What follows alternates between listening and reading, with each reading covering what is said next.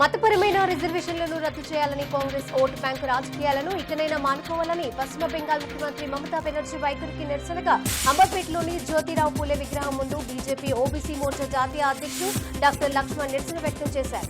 ఇంటి పన్ను సవరణ గురించి 10,000 రూపాయలను లంచం తీసుకుంటూ అడ్డంగా దొరికాడు bill collector. LB Nagar tax inspector Vijay Bhargav Krishna లంచం తీసుకుంటూ ఏసీబీ అధికారులకు రెడ్ హ్యాండెడ్ గా చిక్కాడు.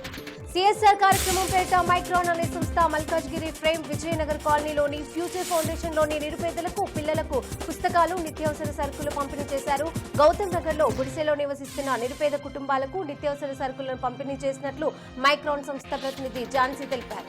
బండ్లగూడ పోలీస్ స్టేషన్ పరిధిలో ప్రేమించిన అమ్మాయి మనకు కొడుకును జన్మించాడు అని చెప్పడంతో చూడ్డానికి వెళ్లిన ప్రేమికుని పైన అమ్మాయి కుటుంబ సభ్యులు దాడి చేశారు. ఇక సమాచారం అందుకున్న బండ్లగూడ పోలీసులు తీవ్రంగా గాయపడిన సోహెల్ ను కాపాడి ఉస్మానియా ఆసుపత్రికి తరలించారు. బుల్లాపూర్ నియోజకవర్గం బాచుపల్లి జిల్లా పరిషత్ ఉన్నత పాఠశాల గ్రౌండ్ ను హెచ్ఎండబ్ల్యూ వారు ట్యాంకర్ తో గ్రౌండ్ ను పార్కింగ్ చేసుకుని వినియోగించుకుంటున్నారని బాచుపల్లి గ్రామస్తులు ఆందోళన వ్యక్తం చేస్తున్నారు. ఇప్పటికైనా గవర్నమెంట్ పట్టించుకుని ఇక్కడ ఉన్నటువంటి పిల్లలకు ప్లే గ్రౌండ్ స్కూల్ వాళ్ళకే ఇవ్వాలని కోరుతున్నారు.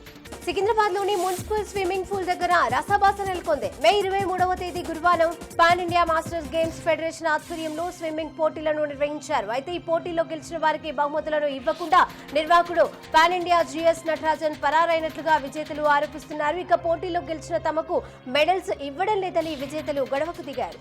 తెలంగాణలో సరఫరా చేస్తున్న స్మార్ట్ కార్డుల భద్రత ప్రమాదంలో ఉందని రాజ్ స్వచ్ఛంద సంస్థ చైర్మన్ డాక్టర్ కమల్ సోయి ఆందోళన వ్యక్తం చేశారు. నాసీ రకం చైనీస్ చిప్పులతో జాతీయ భద్రతకు ముప్పు వాటిల్లే అవకాశం ఉందని అన్నారు. ఇదే విషయాన్ని తెలంగాణ రవాణా శాఖ మంత్రికి ఫిర్యాదు చేసినట్లు ఆయన వెల్లడించారు. ఈ కార్డులో సరఫరా చేస్తున్న సంస్థను బ్లాక్ లిస్టులో పెట్టడంతో పాటుగా కఠినమైన చర్యలు తీసుకోవాలని ఆయన డిమాండ్ చేశారు. ప్రముఖ రియల్ ఎస్టేట్ సంస్థ నవనామి మరో కొత్త ప్రాజెక్ట్ మెగాలియాను లాంచ్ చేసింది. హైదరాబాద్ ఉస్మాన్ సాగర్ మధ్యలో 4.1 ఎకరాల విస్తీర్ణంలో ఐకానిక్ ప్రాజెక్టు నిర్మిస్తున్నట్లుగా సంస్థ వ్యవస్థాపకులు నవీన్ తెలిపారు. ఈ ప్రాజెక్ట్ 50 అంతస్తులు 150 సంపన్నమైన నివాసాలను అందిస్తున్నామని అన్నారు. ఇక వచ్చే 5 ఏళ్లలో ఈ ప్రాజెక్టును పూర్తి చేయనున్నట్లుగా వెల్లడించారు.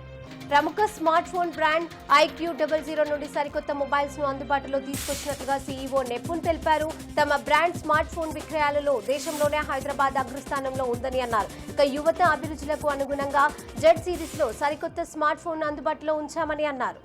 బెంగళూరు రేవ్ పార్టీ పైన మరోసారి సినీ నటుడు శ్రీకాంత్ స్పందించాడు. రేవ్ పార్టీలో తను లేనంటూ మొదటిసారిగా వీడియోను విడుదల చేశారు. కాగా ఫేక్ న్యూస్ లో ఒక పర్సన్ మీద రాయవద్దని నాలాగా ఉన్న మరొకరిని చూసి తన పేరును ప్రచారం చేయడం సరికాదని అన్నారు.